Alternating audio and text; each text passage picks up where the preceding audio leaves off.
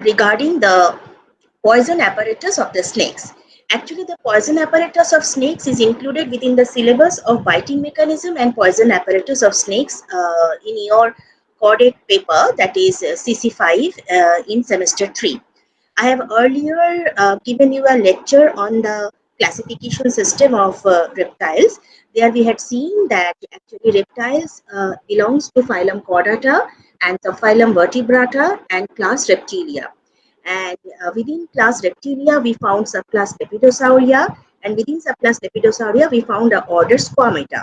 And within Squamata, there are actually two suborders belonging to Lacertilia and Ophidia, and the snakes belong to this Ophidia suborder.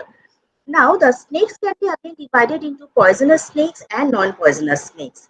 So, regarding poisonous snakes, the most important feature in poisonous snake is the presence of the poison apparatus by which they deliver their venom. Okay. So, the poison apparatus, as we will come to see in my eventual note, that the poison apparatus consists of three parts: a poison gland, the poison fangs, and some muscles associated with both deliberation of the poison. That is, the muscles are also involved in the biting mechanism or the strike of the snake. So let me present my screen now regarding the poison apparatus of snake. Today I will only discuss about the poison apparatus of the snake, and in my next topic I will discuss about the biting mechanism of snake.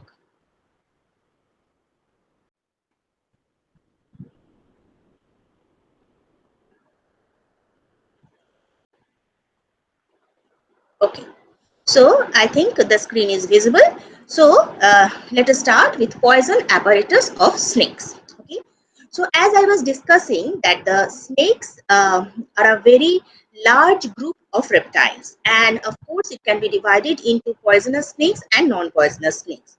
So there are more than 3,000 species of snakes worldwide, and within it around 450 species belonging to 5 families are classified as poisonous. Okay, so these families are Colubridae, Crotalidae, Elapidae, Hydrophidae, and Viperidae. Among these also, Colubridae, Elapidae, and Viperidae are actually the largest families, and among it also Colubridae is the largest family of snakes. Okay, so these 5 families, as we will see, they contain the poisonous snakes, and all the poisonous snake causes a poison apparatus.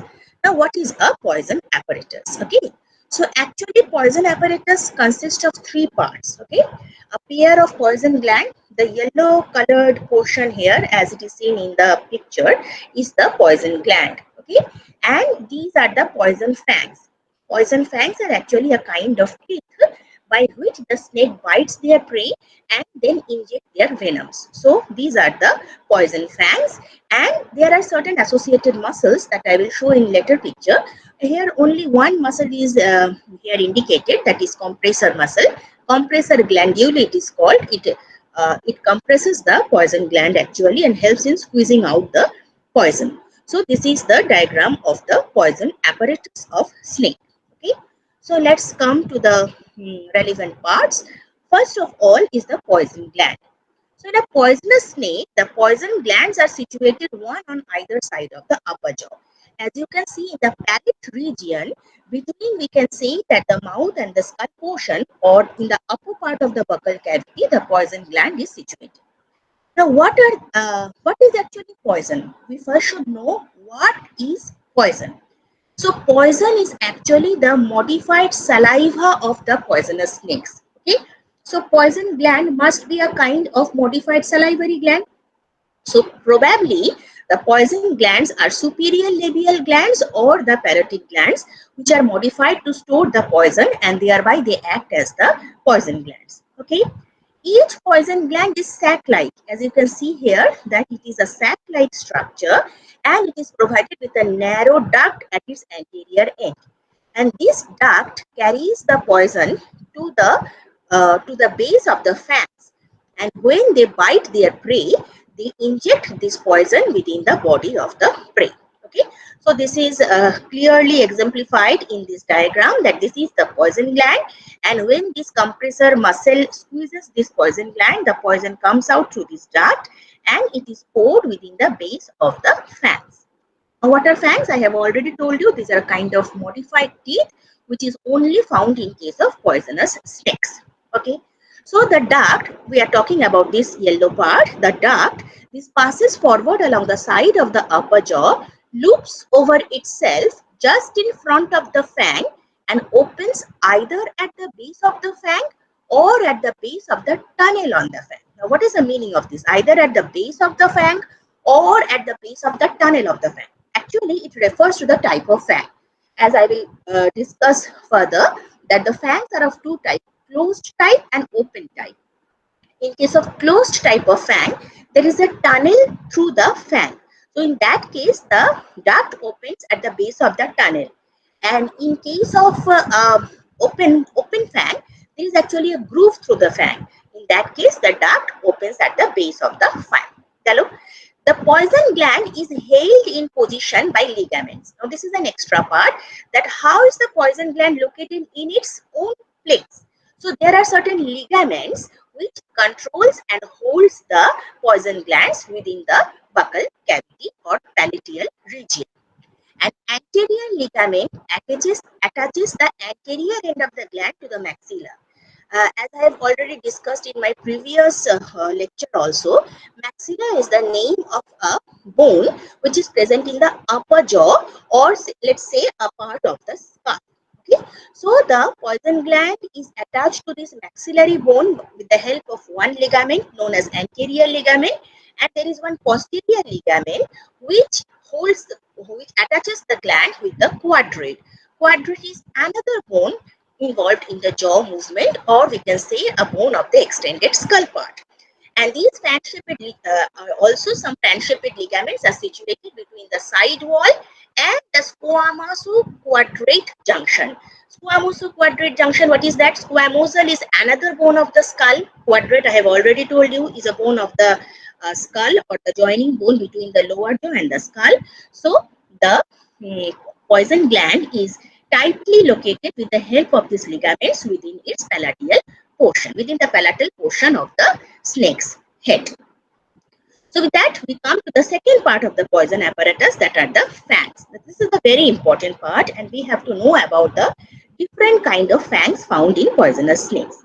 Now what are fangs? Fangs are sharply pointed and enlarged maxillary teeth through which the snakes eject their venoms. So the venom comes out of these fangs. Okay, these are enlarged maxillary teeth. Fangs are long, sharply pointed and hook-like, extremely hard, calcified with a superficial layer of enamel. Actually, this is a kind of teeth, and we know that the teeth are covered by a layer of enamel. So fangs are also covered by a layer of enamel, and we know various bones of the skull bears the tooth. Like it may be bone on the maxilla, maybe bone on the quadrate, maybe bone on the nasal also sometimes. Here the bones are present, here the teeth are present on the maxillary bone, and it is covered by a layer of enamel. Okay.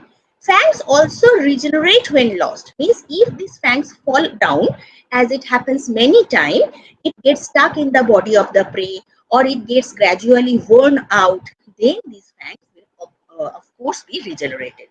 You know, as we will see that in case of Elapidae and Viperidae, only one set of fangs are functional during one time. But sometimes we can see that additional set of fangs are also present at the back of the main pair of fangs. This is because maybe due to some elevated process, the regeneration fangs are regenerated or created before these original fangs are worn out. In that case, you can find even 3 pairs of fangs in case of a poisonous snake, but normally we get one set of functional fangs in case of the poisonous snakes. I will come to this point in my later discussion in the note. Okay, so fangs can be classified as we are taking 2 bases. The first basis is according to structural differences. As I already told you, whether there is a tunnel throughout the poison or whether there is a tunnel through the fang, or there is only a groove through the fang. See, we are showing these are the fangs, and this is this blue part and this red part is through which the cross section is being made. So this is the cross section of an open groove fang. As you can see, this is the groove portion. Okay, this is the groove portion. But here we are in the closed groove fang. We are not getting any kind of groove, but rather a tunnel kind of portion is being found in the middle portion of the fang, through which, just like a hypodermic needle, the poison is being injected, and it comes from the poison gland and is injected in the body of the prey. So open type, the poison groove is open, as it is written here that the poison groove is open here. And here the poison groove forms a tunnel. So these are the most important terms. Open type, the poison groove is open.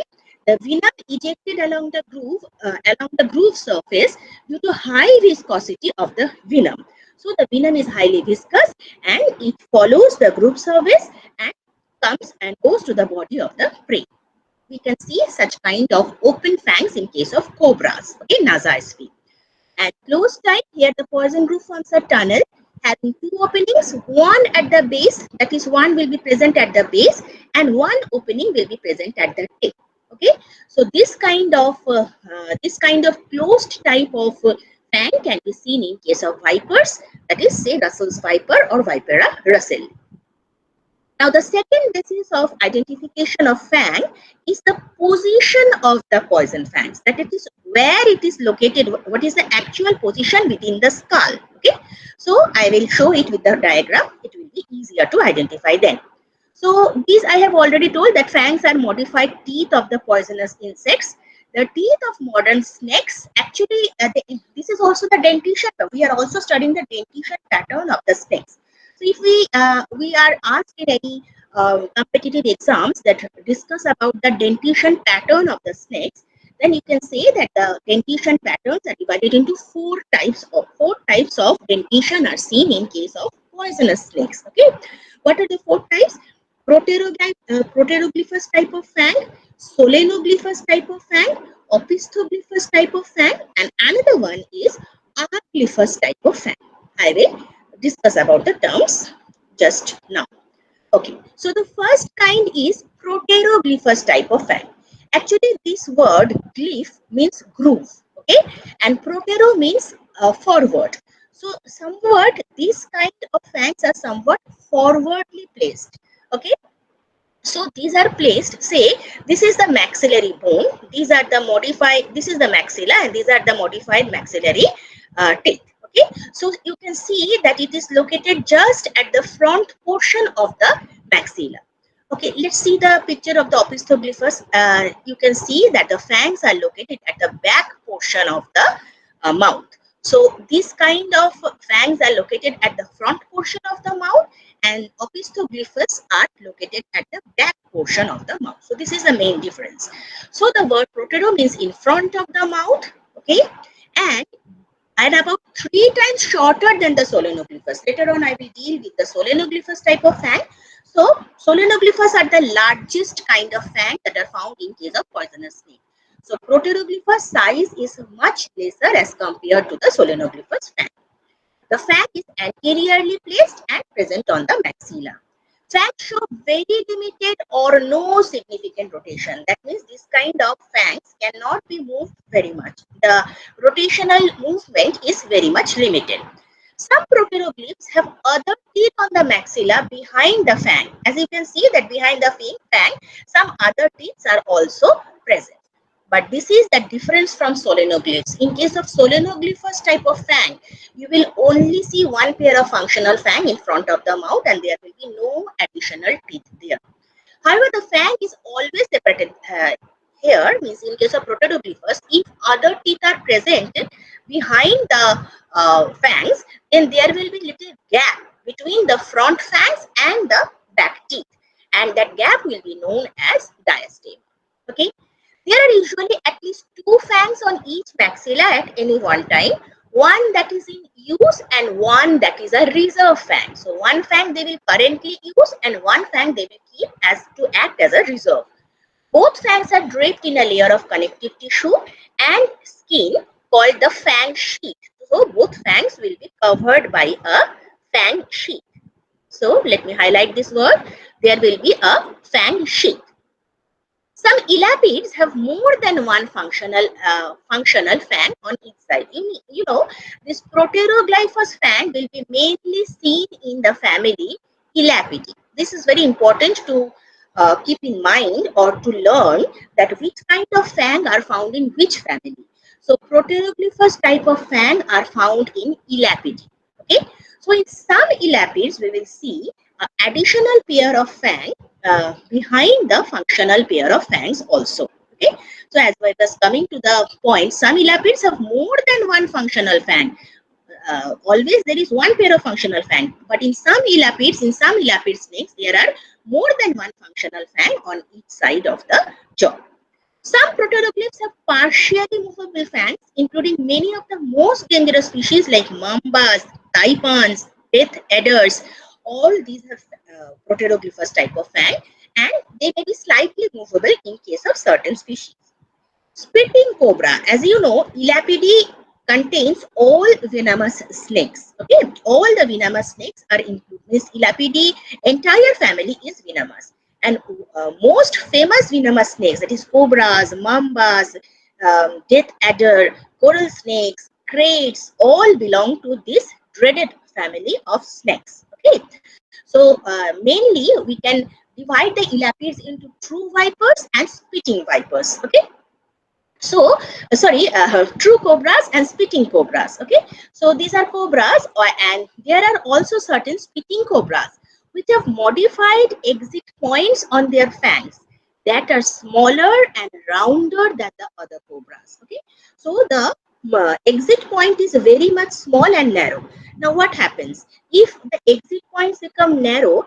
Then some liquid, when it comes out through this narrow exit point, its force is increased, of course, and it gets thrown to a larger distance. Okay, just like in Holi, which we use these pitchkaris, and the front part of the pitchkari is a very small hole, so that when we squeeze the pitchkari, the color comes out in a flow, and it goes to a long distance. The same thing happens in case of spitting cobras. That is, this increases due to the narrowness of the diameter of the exit pore.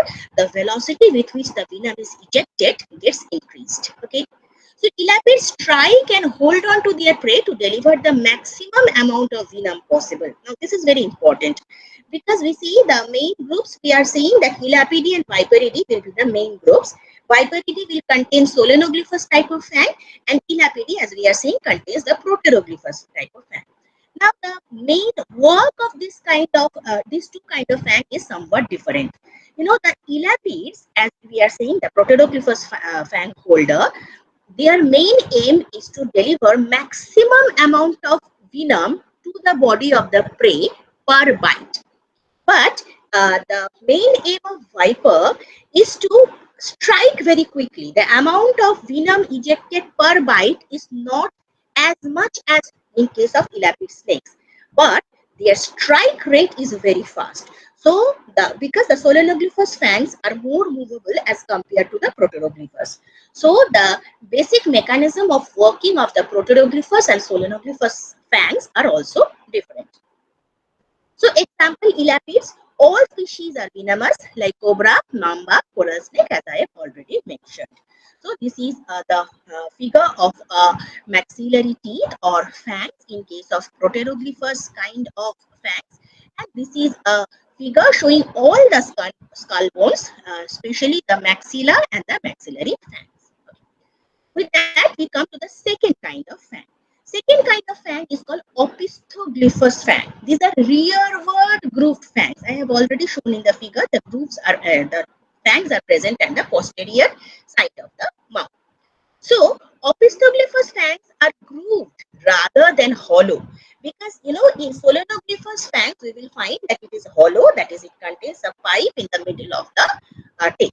So these are grooved fangs. Okay, opistoglyphous means we can say open grooved fangs. Opistoglyphous found near the back of the maxilla behind the normal teeth. Most opistoglyphous fangs are connected to Duvernois gland. Now, this is another important gland, Duvernois gland, which differ from the true venom glands in several important ways. Means this is not the true venom gland, which is the modified parotid gland. These are some accessory glands called duvernoid gland.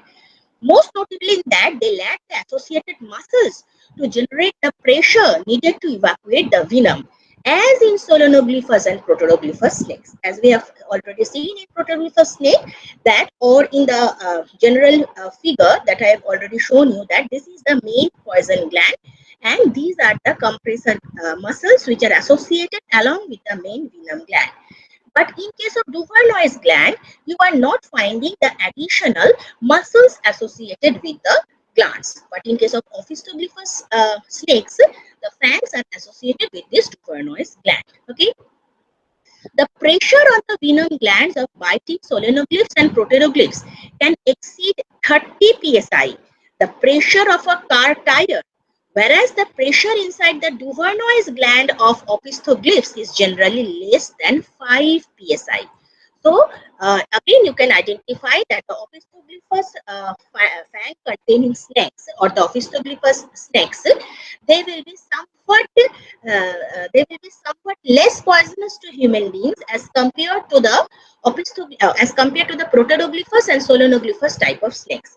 This is because, first of all, the Duvernois gland will not have the associated muscles, so the compressing pressure on the gland will be much less as compared to the true poison glands. And second of all, as it is written here, that the amount of pressure generated is only 5 psi in case of Ophistoglyphs fang, and in case of Protoglyphus and Solonoglyphus fangs, we will get around 30 psi pressure on the main poison gland. Okay. Now, because Duvernois gland also lack a chamber for storing the venom, it is said that Ophistoglyphus snakes probably secretes their venom only during chewing. Okay, only a small amount of venom can be stored there, and when they are chewing their prey, when they are masticating it, then they put on the venom there. You know, actually the venom contains many digestive enzymes in addition to the toxin. So it also helps in digesting the prey. So they are injecting this venom also to make their digestion possible. Okay, while chewing they are injecting this venom. Okay. Now most rear group snakes are relatively harmless, as I was already saying, except some, say bloom slang. Bloom slang, as it is written here, bloom slang Dyspholidus typus. Okay, bloom slang, whose scientific name is Dyspholidus typus. It is poisonous. Okay, but the other snakes, which means bloom slang is also poisonous. Others are also poisonous, but the poison is not very much effective for human beings. These are relatively non-poisonous as compared to the Solonoglyphus or Proteroglyphus type of snakes. Next, most rear group snakes are relatively harmless, that I have already told you, and these are the examples of some snakes with Opistoglyphus type of fangs. As you can see, that most of them belong to the family of Colubridae. Okay, so the first one we found that they belong to the family Elapidae, and Opistoglyphus we are finding that they belong to the family of Colubridae. These you will have to remember very much which kind of fangs are present in which family of snakes. Again, I am repeating the words. Proteroglyphus is found in Elapidae, and Opistoglyphus is found in Colubridae. Okay, so there are some famous examples of colubrid poisonous snakes. Okay, with that we come to the last type of fangs, as according to the position of the fangs. These are Solenoglyphus. You know, actually the word solen signifies pipe.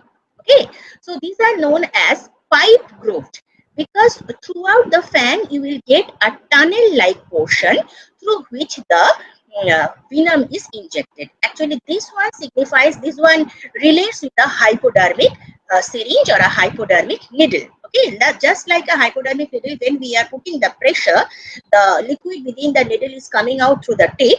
Just like that, keep in mind that analogy, you will get the working of the Solenoglyphus type of fangs. So fangs are long and tubular, attached to the snake's maxillary bone, that is on the upper jaw. Okay, the snake's maxillary bone actually acts as the fangs. Maxilla is hinged. This is very important point. This was not found in the other type of fangs. Here the maxilla is hinged. That means it is movable, so that the fangs can be folded back. You know, we have hinge on the door so that the door can be moved. So here also hinge is present so that the fangs can be folded back parallel to the jaws when the mouth is closed. So these fangs are so much long. You see this point? These fangs are so much long that when the snake is closing its mouth, it has to be folded back along the upper jaw. Otherwise, it will get pierced or it will have to remain outside the mouth. To be inside the mouth, it has to be folded back. And this is possible only because these kind of fangs are hinged. Okay. So solenoglyphous fangs are long and tubular, assisting in holding the prey in place and delivering deep wounds. This is very important because the snakes possessing the solenoglyphous fangs, when they are biting or striking any prey, the wounds will be very deep.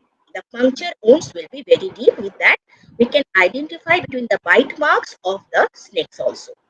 The teeth in pterygoid upper jaw and dentine lower jaw works together to manipulate the food once inside the mouth. So the other teeth helps them to just hold the prey.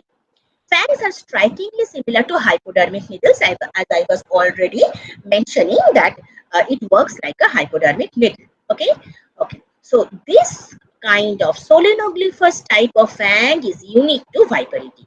So I'm again repeating, the first kind of fang that we encountered, Protodoglyphus, was found in the family Elapidae. Second kind of fang, that is Opistoglyphus, was found in the family of Colubridae.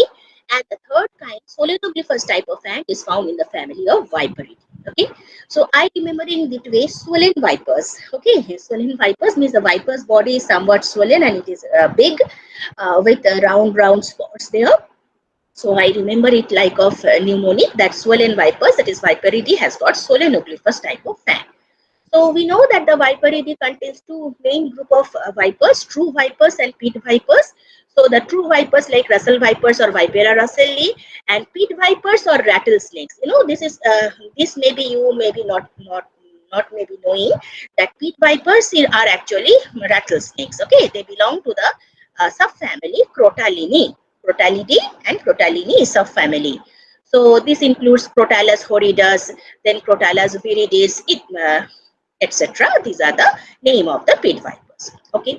Then the fourth kind of dentition that is found in case of snakes. So let me type here one thing. This is non-poisonous. So the non-poisonous snakes will contain this aglyphous type of dentition. As in my previous lecture also I have mentioned that a or an means without. So without any glyphs or without any groove. This means this will be, let me write it, this will be solid teeth. There will be no groove within the teeth in case of glyphous type of dentition. Okay. So unspecialized non-venomous dentition. All snakes, even those that possess fangs of the first three types, have aglyphous teeth with which they grip the prey as they manipulate it during the swallow. So the fangs are mainly used for injecting the venom, which also helps to digest the prey, and the other teeth are helping to hold the prey while the snake is chewing on it. Okay. So this species has enlarged posterior maxillary teeth that lacks grooves. So technically they are aglyphous. Lacks grooves means they are aglyphous. Okay. Now most aglyphous snakes are non-venomous, though there are certain exceptions like Thamnophis. This Thamnophis is also known as garter snake because a very bad smell comes from this, like just like garter comes from these snakes. So they are known as garter snake. These Thamnophis are slightly poisonous, mildly poisonous. So here we are finding Colubridae. We found that Colubridae family, we found Opistoglyphus type of fang was found in Colubridae family, and Colubridae is the largest family of the snakes. So the Colubridae can be divided into some venomous and some non-venomous snakes. The non-venomous snakes contain this aglyphous type of fangs. Okay. Now with this, we are resting the discussion on the fangs. So we found three things in poison apparatus. One poison gland that we have already discussed. Second point was on poison fangs.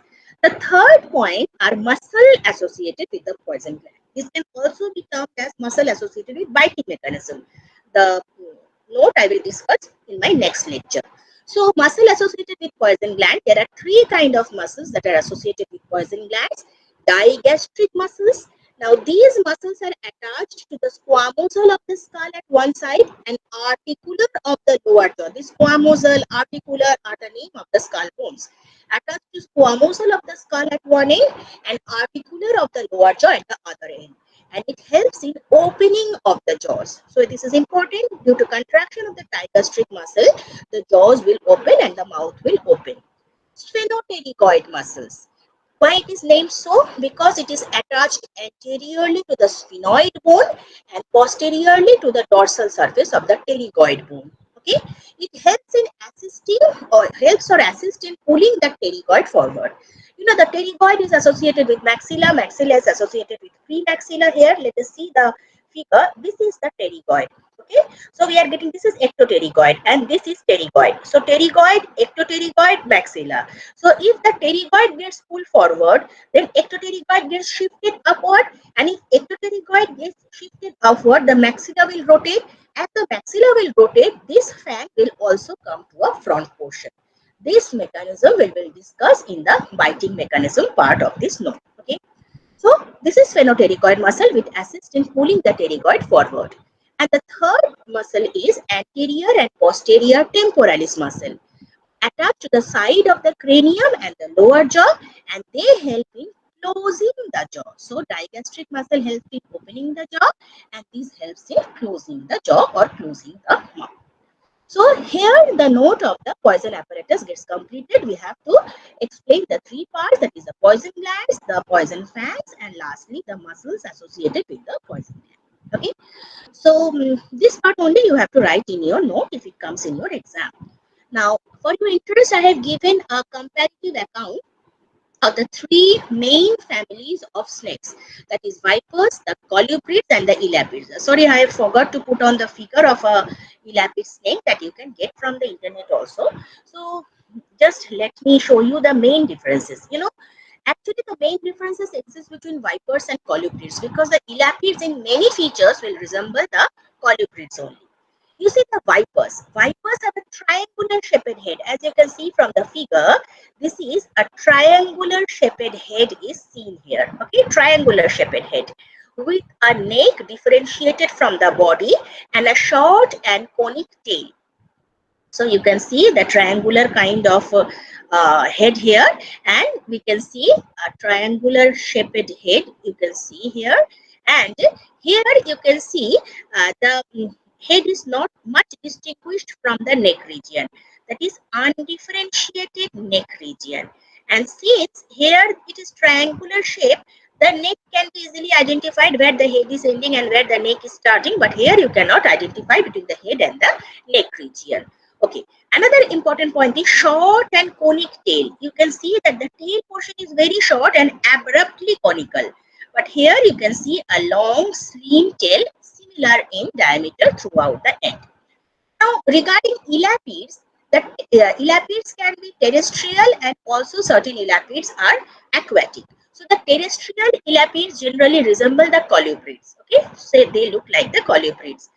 And in case of aquatic elapids, sometimes they develop some paddle-shaped tails. The tails get extended at the side, which helps them to swim in the marine environments. Okay, sea snakes belong to that thing.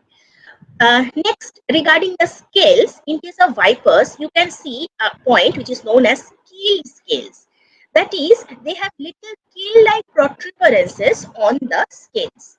But mostly colubrids have smooth scales. Although there are some exceptions, in certain colubrids we can get keeled scales also. But generally they have smooth scales.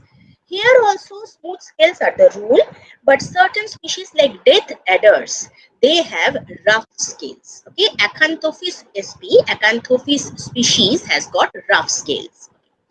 Next, vipers rely on camouflage to avoid predation. That is, they have a camouflaging ability. They get what should they can match their background. Therefore, they stay still, so we can't see them, and they may bite if they feel cornered. Okay? Any kind of snakes bites only when they feel cornered, when they feel threatened. So these vipers are not very moving type of snakes. They remains in one place. They camouflage themselves with their background, and they strike when they are cornered. Okay, but the colubrids are very active animals. They will move very fast. These elapids are also very fast animals. They are very slender and they are very agile. That is fast moving. Okay. Regarding fangs, we have already studied swollen viper. I am again reminding you the mnemonics. So, solenoglyphus type of fang will be found in the vipers. Opistoglyphus or aglyphus type of fang will be found in the colubrids, and protethoglyphus type will be found in the elapids. Okay. Next, regarding venom type. Okay. So, hemotoxic venom. I will discuss this also in a next in a separate note, that what are the different kind of venom found in case of snakes. So hemotoxic venom is the type of venom which mainly affects the blood cells. They causes hemorrhage of the blood cells. So hemotoxic venoms are found in the vipers. Hemotoxic and hemorrhagic venom are found in the colubrids also, but elapids causes neurotoxic venoms, which mainly affects the nerve centers and causes paralysis of the victim. Okay. So regarding this, I have already told you that colubridae is the largest snake family, and after that we may say that elapids are the second largest snake family, and then comes the viperids, which contain around 200 species. This contain around 300 species. This contains around 2000 species, and they may be venomous or non-venomous, venomous or non-venomous. Okay. So these are certain examples, as I have already told you. Within the main note, you can see that vipers can be true vipers or they can be pit vipers. Within the colubridae family, we are getting cat snake, bloom slang, and a certain natrix, which is a non-poisonous species. And within elapidae, we are getting all the other poisonous snakes except vipers, that is cobra, crate, mamba, taipan. All this belongs to elapidae family. Okay, so with that, I am coming to the end of this part of the note. I am stopping the presentation. Okay, so I think I could give you a glimpse regarding the poison apparatus of the snake. The next lecture that will follow will discuss on the biting mechanism of the snakes, but you have to keep the salient features of poison apparatus in mind to learn or to understand the basics of the biting mechanism. So you please go through this note, and you have any kind of question, feel free to ask me. Okay, thank you.